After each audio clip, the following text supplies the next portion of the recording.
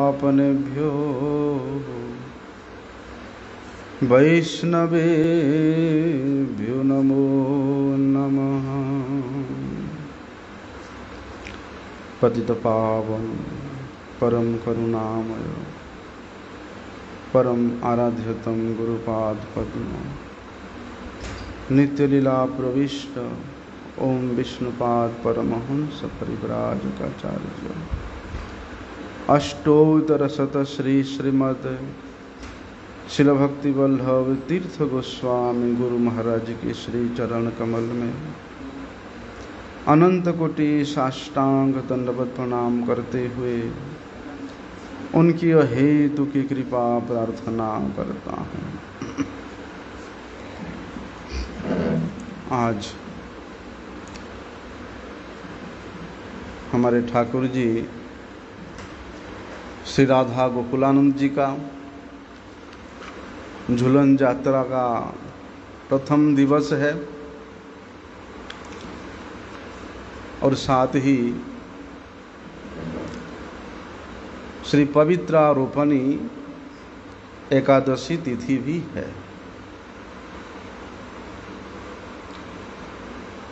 इस पवित्र रोपणी एकादशी तिथि के विषय में भविष्योत्तर पुराण में बड़े ही सुंदर महात्म्यों का वर्णन हुआ है। बोलते हैं ये श्रावण मास के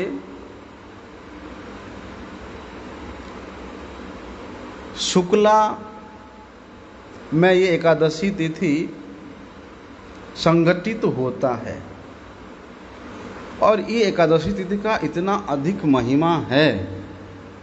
इस विषय में स्वयं भगवान मधुसूदन श्री कृष्ण इस एकादशी व्रत के महिमा को अपने परम प्रिय श्री युधिष्ठिर महाराज जी के सामने वर्णन कर रहे हैं।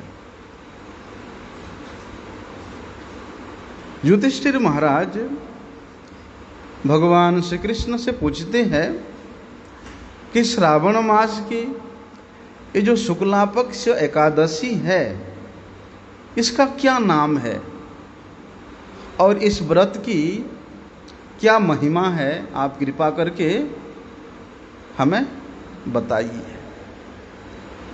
तो भगवान श्री कृष्ण कहते हैं कि हे राजा युधिष्ठिर, मैं उस पवित्र एकादशी के महिमा का कीर्तन कर रहा हूँ, लेकिन तुम उसको बड़े मनोयोग पूर्वक श्रवण करना, क्योंकि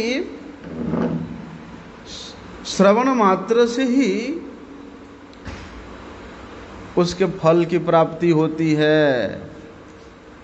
और विशेष रूप से एकादशी व्रत के महिमा को श्रवण करना प्रत्येक व्यक्ति का कर्तव्य है, क्योंकि जब तक व्यक्ति के विषय में, वस्तु के विषय में, उसके महिमा सूचक कुछ वर्णन हम लोग श्रवण नहीं करते हैं, तब तक उसके प्रति इतना श्रद्धा भी नहीं होता है। इसलिए भगवान श्री कृष्ण स्वयं उस एकादशी व्रत के महिमा को अपने मुख से वर्णन कर रहे हैं और वर्णन करते हुए कह रहे हैं कि तुम उसको बड़े ध्यान से मनोयोग पूर्वक श्रवण करना। क्यों? ऐसे ही श्रवण करने को नहीं बोल रहे हैं, बोलते मनोयोग पूर्वक इस एकादशी व्रत, कौन सी व्रत?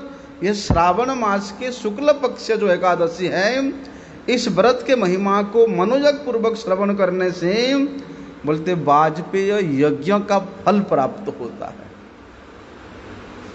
एक वाजपेय यज्ञ करने के लिए कितना साधन जुटाना पड़ता है, हैं? कितनी अर्थ की वहाँ पर व्यय करना पड़ता है, कितना सुव्यवस्था करना पड़ता है। उसके बाद उस यज्ञ के जो द्रव्य है वो भी परम पवित्र द्रव्यों का संचय करना पड़ता है।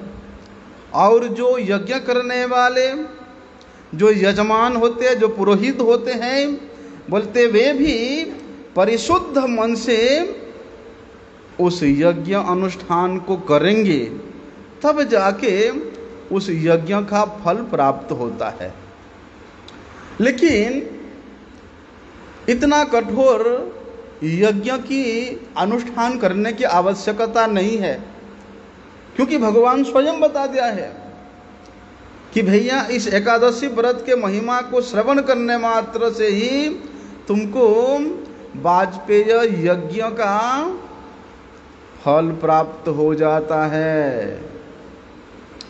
इसलिए कहते हैं प्राचीन काल में, द्वापर युग में, द्वापर युग के प्रारंभ में बृहस्पतिपुर में एक राजा थे जिनका नाम था महिजित।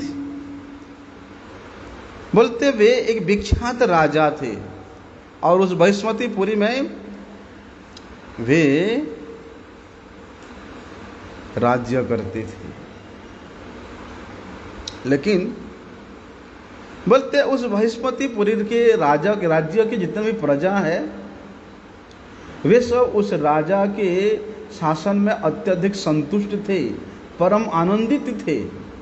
लेकिन दुख की बात यह है कि वे राजा का कोई संतान नहीं था। इसलिए राजा के मन में लेश मात्र भी सुख नहीं था। लेकिन राजा अपने प्रजाओं को अपने पुत्रवत पालन करने के कारण उस विशाल साम्राज्य के समस्त प्रजागण अत्यंत सुखी थे, आनंदित थे। लेकिन राजा निसंतान होने के कारण वे बड़े दुखी थे। क्यों? क्योंकि पुत्रहीन व्यक्ति इस लोक में और परलोक में किसी भी स्थान पर सुख की प्राप्ति नहीं करता है। किसी भी स्थान पर वे सुख शांति की प्राप्ति नहीं कर सकता है। और राजा तो यही चिंता कर रहे हैं। राजा महिजित यही चिंता करते करते उनको अनेक वर्ष व्यतीत हो जाता है, फिर भी उनका कोई संतान नहीं हुआ। और धीरे धीरे राजा का जो वयस है वो भी वृद्धावस्था जैसा आने शुरू हो गया है। तो राजा तो अपने आप को और अधिक वयोवृद्ध समझ करके वे अत्यधिक चिंता में, गंभीर चिंता में डूब जाते थे। और एक दिन इस चिंता के मध्य में वे अपने राज्य के जो प्रमुख ब्राह्मणगण है, ऋषिगण है, उन सबको निमंत्रण देते हैं और उन प्रजाओं को वे अपने दुख के निवेदन करते हैं। कहते हैं वे राजा कि हे प्रजागण, हे ब्राह्मणगण, मैंने इस जन्म में जानबूझकर किसी भी प्रकार का कोई पाप कर्म नहीं किया है। अन्याय के आचरण करके मैंने मेरे राजकोष में धन संपत्ति का वृद्धि नहीं किया है। मैंने कभी ब्राह्मणों की, देवताओं की धन संपत्ति को कभी भी ग्रहण नहीं किया है, परंतु मैं प्रजाओं को पुत्रवत पालन करता आ रहा हूं।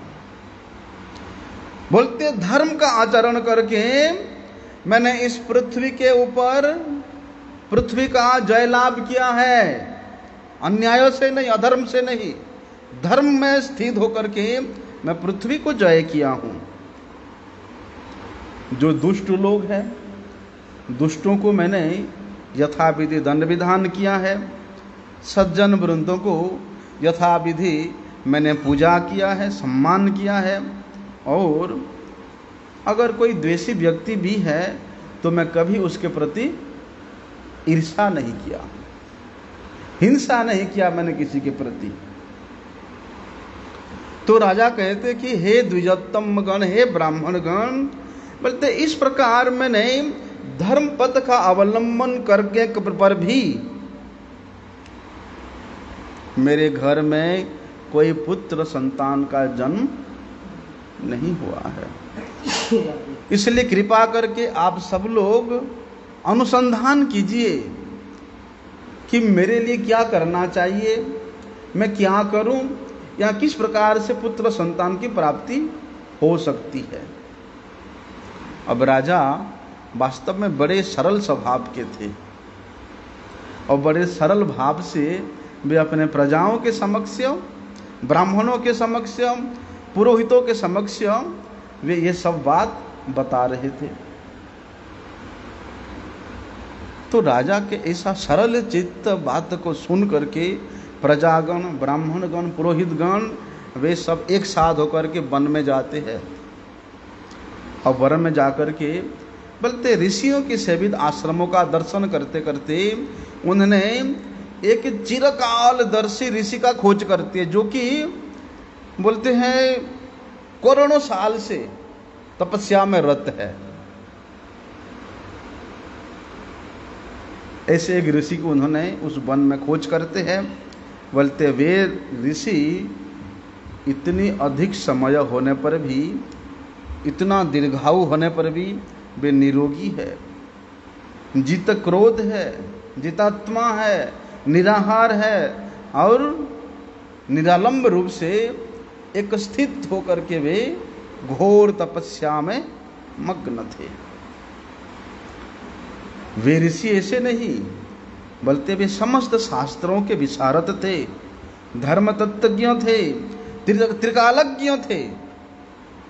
बोलते ऐसे एक महामुनि के आश्रम में वे ब्राह्मणगण, द्विजगण, प्रजागण पहुंचते हैं और वे ऋषि थे कौन? वे थे लोमस ऋषि। लोमस ऋषि कैसे थे? बोलते एक कल्प जब व्यतीत होता है तब उनके शरीर से एक लोम, एकमात्र लोम गिरता है और उनके शरीर में बोलते बड़े बड़े लोम, अनंत लोम है जो कभी कोई गिन नहीं सकता है। इसलिए उनका नाम लोमस ऋषि है। एक कल्प व्यतीत होने के बाद एक के लोम उनके शरीर से नीचे झड़ता है। बोलते समस्त प्रजागण उन ऋषि का दर्शन करके कृतार्थ होकर के कहने लगे कि हमारे अनेक जन्मों के भाग्यों का उदय हुआ है। जन्म भाग्योदयेन, बहुत जन्म के भाग्य के उदय के फलस्वरूप हम लोगों को आज इस मुनिवर का दर्शन हुआ है। इसके बाद ऋषिवर लोमस ऋषि उन समस्त प्रजाओं को, ब्राह्मणों को संबोधन करते हुए कहते हैं कि आप लोग यहाँ किस उद्देश्य से आए हैं और आप लोग मेरी इतना प्रशंसा भला क्यों कर रहे हैं? आप लोग स्पष्ट बताइए कि आप लोगों के यहाँ आने का उद्देश्य क्या है। आप लोगों का मंगल हो, जिस प्रकार से आप लोगों का कल्याण होगा, मैं भी उसके प्रति निसंशय होके सचेष्ट करूँगा, चेष्टा करूँगा। तब उन ब्राह्मणों ने उन ऋषिवर लोमस ऋषि से कहने लगे कि हे ऋषिवर, हम सब जिस उद्देश्य से यहाँ पर उपस्थित हुए हैं, आप कृपा करके आप हमारे निवेदन को श्रवण करें। क्यों?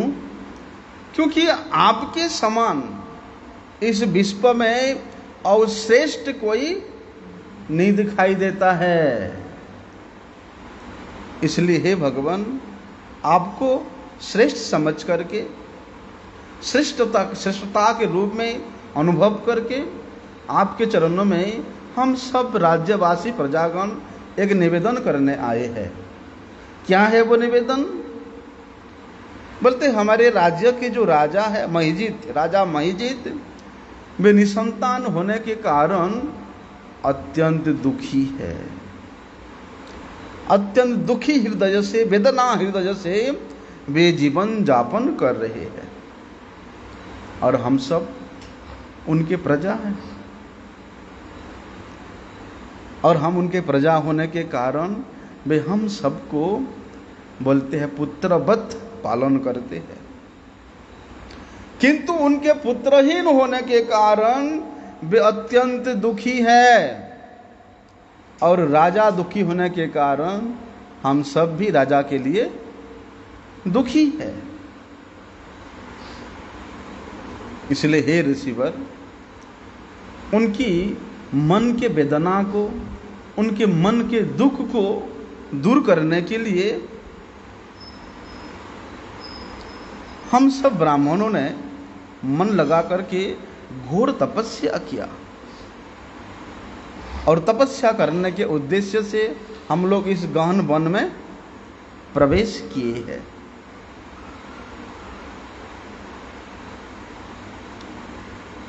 इसलिए हे द्विजोत्तम, राजा की सुकृति के फल से आप जैसे महामुनि का दर्शन हुआ है। क्यों? क्योंकि साधुनाम दर्शनम मन्ये सर्वसिद्धिकरम परम। महापुरुषों के दर्शन से ही समस्त प्रकार के कार्यों में सिद्धि प्राप्त हो जाती है। ये जगत में प्रसिद्ध वाणी है। इसलिए हे मुने, आप ऐसा कुछ उपाय कीजिए जिससे कि राजा को अपने पुत्र का मुख देखने का सौभाग्य प्राप्त हो। आप ऐसा कोई उपदेश प्रदान कीजिए जिससे राजा पुत्र प्राप्ति कर सकता है। अभी लोमस मुनि उन सब ब्राह्मणों की बात को सुन करके वे ध्यानमग्न होते हैं, और ध्यानमग्न होने के कुछ समय उपरांत वे उस राजा के पूर्व जन्म के वृतांत को सुनाते हैं। कहते हैं कि ये राजा पूर्व जन्म में एक धनहीन मनुष्य था, क्या एक वैश्य था, लेकिन जो धनहीन लोग हैं उन लोगों से ये शोषण करता था। व्यापार करने के लिए एक ग्राम से दूसरे ग्राम में जाता था। एक बार क्या हुआ, ज्येष्ठ मास में शुक्ल पक्ष दशमी के दिन में वो दोपहर में कहीं से रास्ते में आ रहा था, और ज्येष्ठ मास का गर्मी तो गर्मी ही होता है ना, और वो भी दोपहर के समय में वे राजा वे वैश्य कहीं से अपना बिजनेस करके वापस आ रहा था। तो गर्मी के कारण उस वैश्य को अत्यंत प्यास लगा। प्यास के कारण वे तड़प उठा। तो ग्राम में एक जलाशय उसने देख करके उस जलाशय में जल पान करने के लिए वहाँ गया। लेकिन वहाँ पहुँच करके वे देखता है कि एक बछड़े, एक गाय अपने बछड़ा के साथ में उस जलाशय में जलपान कर रहा है। बोलते उसी क्षण वे वैश्य क्या किया, उन गाय को और वो बछड़े को जलपान से वंचित करके उनको वहां से हटा करके स्वयं वहां पर जलपान करने लगा। बोलते इसी पाप के कारण ये इस जन्म में संतानहीन है, पुत्रहीन है।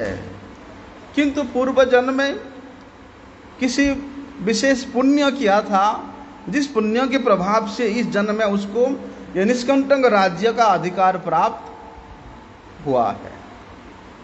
लेकिन उस पाप के कारण उसका कोई संतान नहीं हुआ। तब उन ब्राह्मणों ने कहते हैं कि हे मुनिवर, शास्त्र में तो ऐसे बहुत से प्रसिद्धि वाणी है कि पुण्य के द्वारा पाप का क्षय होता है। इसलिए आप कृपा करके ऐसा कुछ पुण्य का उपदेश कीजिए जिससे उस राजा के प्रारब्ध रूप जो पाप है वो दूर हो जाए, और आपके कृपा से, आपके अनुग्रह से उसको पुत्र की प्राप्ति हो जाए। तो लोमस मुनि कहते हैं कि ये श्रावण मास के जो शुक्ल पक्ष में जो पवित्रा रोपणी एकादशी व्रत होती है, वो व्रत अभिष्ट फल प्रदान करने वाली है। इसलिए आप सब लोग, जितने भी प्रजागण हैं, ब्राह्मणगण हैं, आप सब लोग उसी व्रत को पालन करें। क्यों पालन करेंगे? क्योंकि अभी उन सब प्रजाओं का अभिष्ट क्या है? राजा को पुत्र की प्राप्ति की अभिष्टता है, और राजा खुश, राजा आनंद में है तो प्रजा भी आनंद में रहेंगे। इसलिए वे सब नगरवासी उस एकादशी व्रत को पालन करने के लिए उस मुनिवर के मुख से उस एकादशी के महिमा को श्रवण करके परम संतुष्ट होकर के वे भक्ति भाव से मुनि को प्रणाम करते हुए अपने अपने घर को वापिस करते हैं।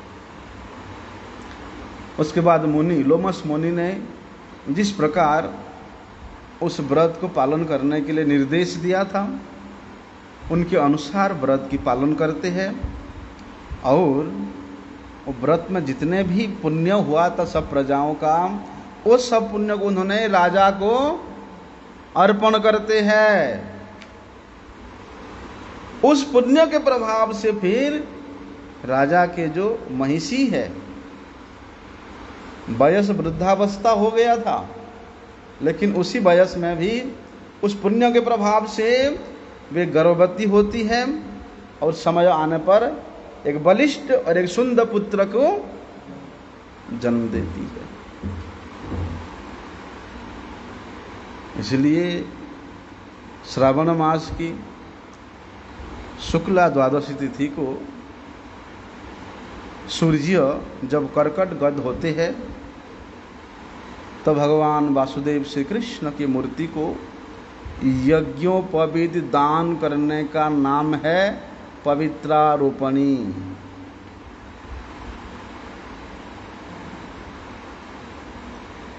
इसलिए क्या करना, पूर्व दिन में अधिवास करके, एकादशी के पहले दिन अधिवास करके उस दिन क्या करना, बोलते हैं गोदोहंत काल में जब गाय का दूध निकाला जाता है, उस काल के समाप्त होने के तुरंत बाद गुरु और ब्राह्मणों को प्रणाम करके भगवान के नाम का कीर्तन करते हुए उस रात्रि को जागरण करना कर्तव्य। उसके बाद फिर उस राजा के हिसाब से सोना चांदी जो भी है वस्त्र आभूषण के द्वारा ब्राह्मणों को, वैष्णवों को यथाविधि उनका उचित सेवा करना चाहिए। लेकिन क्या ब्राह्मण, क्या वैश्य, क्या शूद्र, क्या क्षत्रिय, बल्कि सभी अपनी अपनी स्वधर्म में उपस्थित होकर के भक्ति पूर्वक इस पवित्रारोपणी एकादशी व्रत को पालन करना चाहिए।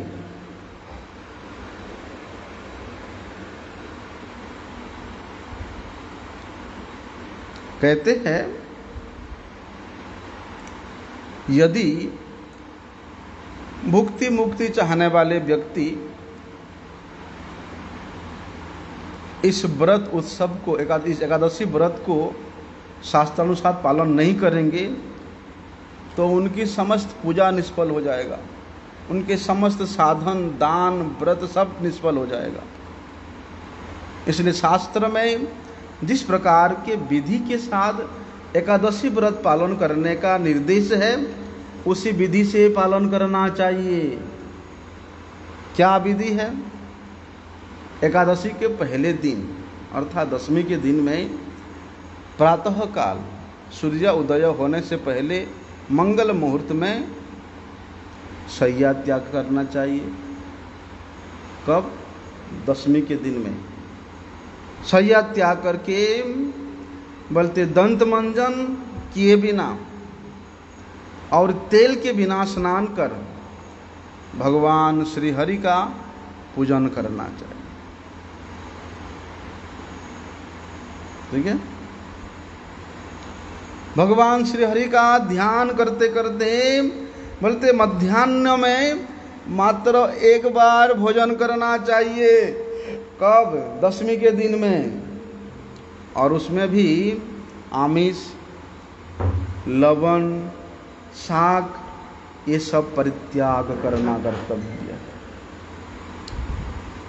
और तो उस वस्तुओं को, मछली, मसूर, छोला, हैं, साग, सेम, मधु, दूसरे नारी के साथ संभाषण, 2 बार भोजन करना, दूसरे का अन्न ग्रहण करना, कांसे के पात्र में खाना, हैं, अत्यधिक जलपान करना, तम्बाकू खाना, पान खाना, हैं, ये सब दशमी के दिन ही निषिद्ध है। तो दशमी में जिस प्रकार नियम का वर्णन शास्त्र में है, बोलते हैं द्वादशी के दिन में भी बिल्कुल वैसे ही नियम का पालन करना होता है। सिर में हाथ रखी बैठा, इसलिए भैया अगर एकादशी को उपयुक्त फल प्राप्त करने के इच्छा से अगर व्रत करोगे हैं, तो दशमी को रात्रि को भोजन नहीं करना चाहिए, सिर्फ मध्याह्न में एक बार भोजन करना है। बोलते इस दिन क्या करना, उसी दिन अपराह्न में, शाम को ही अपना ब्रश कर देना, दंत धावन, दंत मंजन कर देना चाहिए दशमी के दिन शाम को। उसके बाद फिर संध्या के समय में भगवान श्री हरि के मंदिर में जा कर के परम पद भगवान हरि का नाम कीर्तन करना चाहिए, उनका ध्यान करना चाहिए, उनका स्तुति करना चाहिए।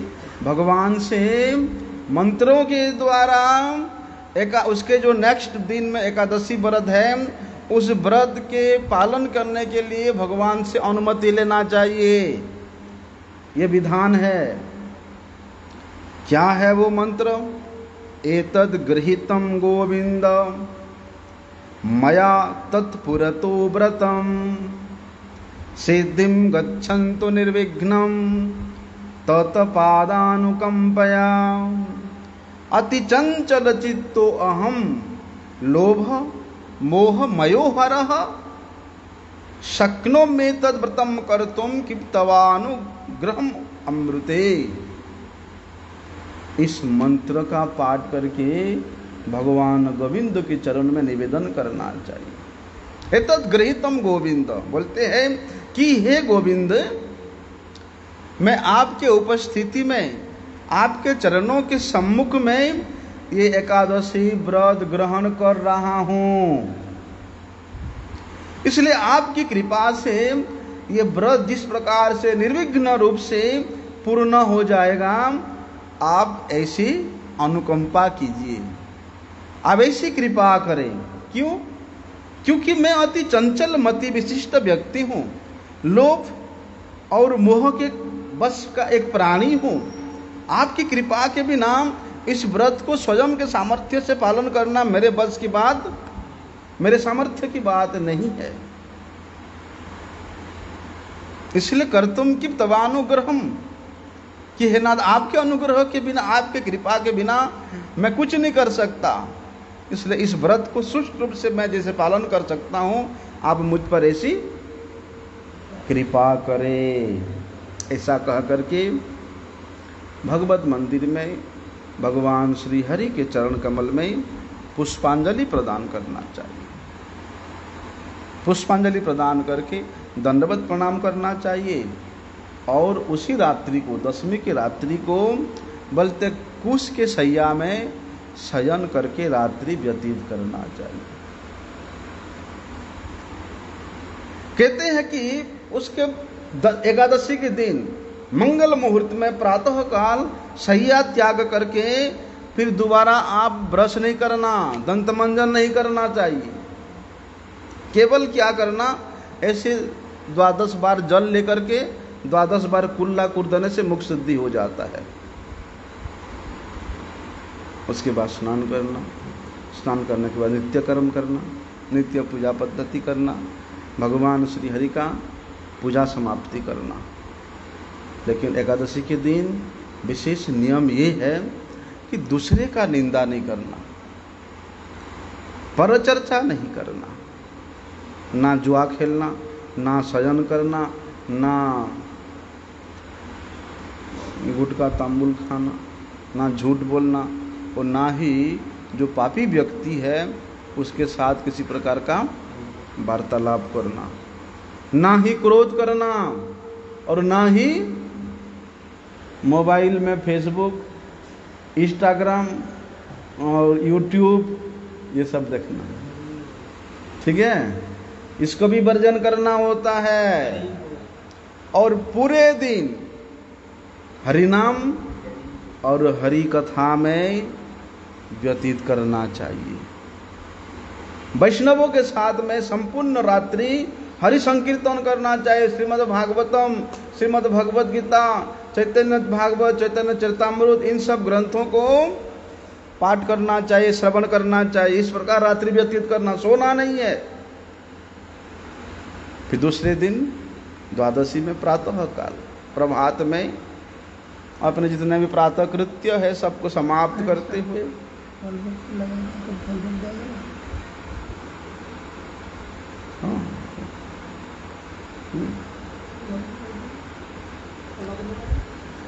प्रातः काल क्या करना, अपना प्रातः कृत्य समाप्त करके सबसे पहले दूत के द्वारा भगवान श्री हरि को स्नान कराना चाहिए, अभिषेक कराना चाहिए, पूजन करना चाहिए।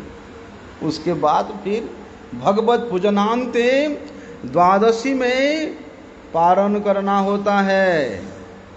अगर किसी का सामर्थ्य है तो स्वयं पारण करने से पहले ब्राह्मणों को, वैष्णवों को कुछ भोजन करा करके निर्दिष्ट समय के अंदर पारण कर लेना ही श्रेयस्कर है।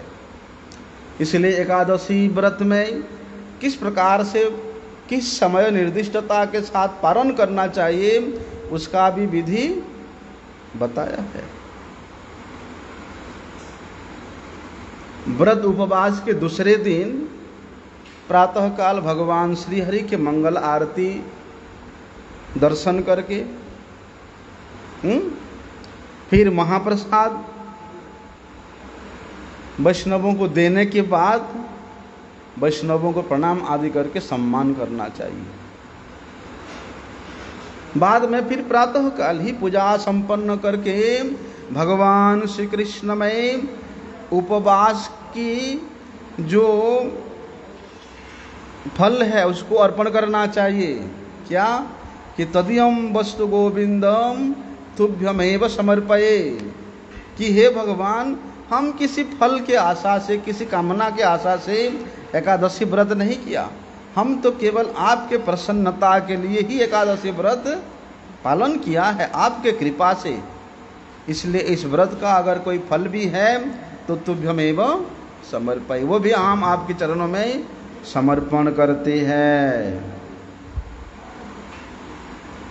बोलते पारण का समय अगर कभी कभी कम रहता है, जैसे काल 7:03 से शुरू हो जाएगा पारण करना, अगर कभी कभी पारण का समय अगर कम रहता है तो अरुणोदय काल के भीतर में ही स्नान अर्चन सब समाप्त करके पारण कर लेना चाहिए।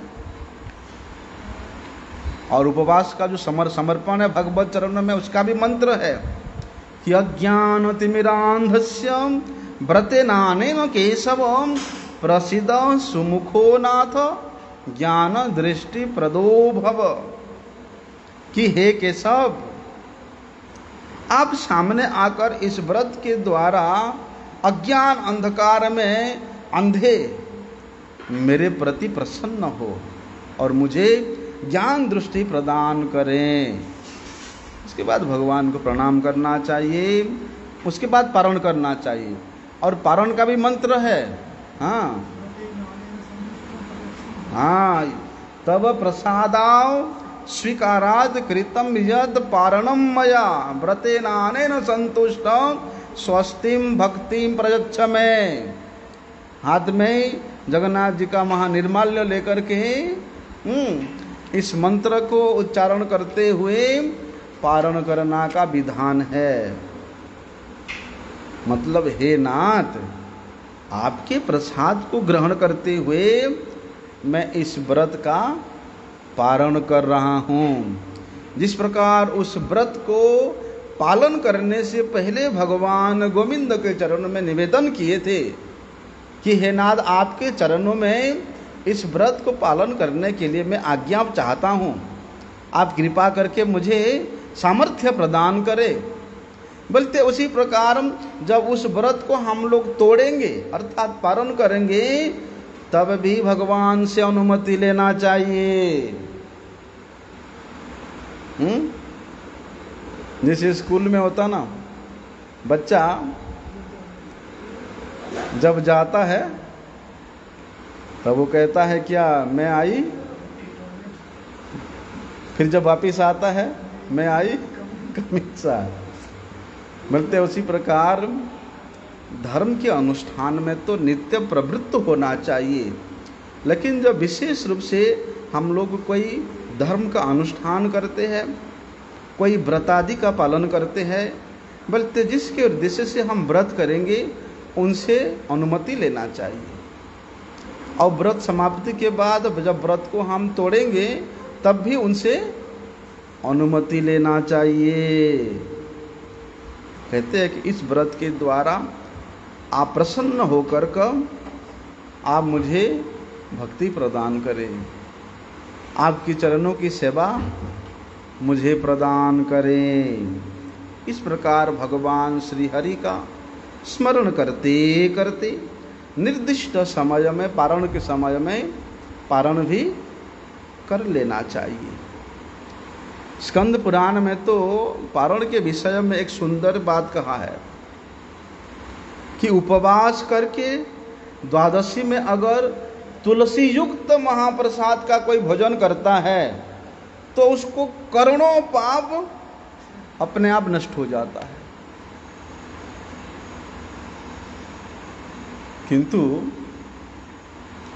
अगर किसी संकट में पड़ जाता है, ऐसे स्थान में होता है जहाँ पर ना महाप्रसाद होता है ना तुलसी होता है, कभी कभी होता है इसे, तो ऐसे स्थान पे क्या करें? बोलते इस पारण करने का मंत्र को जप करके भगवान श्री हरि के उद्देश्य से उपवास जलपान करने का निवेदन करना चाहिए। उसके बाद जल के द्वारा वहाँ पर पारण कर लेना चाहिए। ऐसा तो बोलते हैं ये सब शास्त्रों के विधि के अनुसार अगर हम एकादशी व्रत को पालन करेंगे तो एकादशी व्रत का जो वास्तविक फल है, क्या फल है? कर्मी लोग भोग चाहता है, ज्ञानी लोग मुक्ति चाहता है, लेकिन वे सब भुक्ति मुक्ति के पीछे में नहीं पड़ करके केवल भगवत पाद पदों में शुद्ध भक्ति प्राप्त करने के उद्देश्य से ही एकादशी व्रत पालन करना चाहिए। ठीक है। मंशा कल्पतरुभ्यश्च कृपा सिंधुभ्यैव च पतितानां पावनेभ्यो वैष्णवेभ्यो नमो।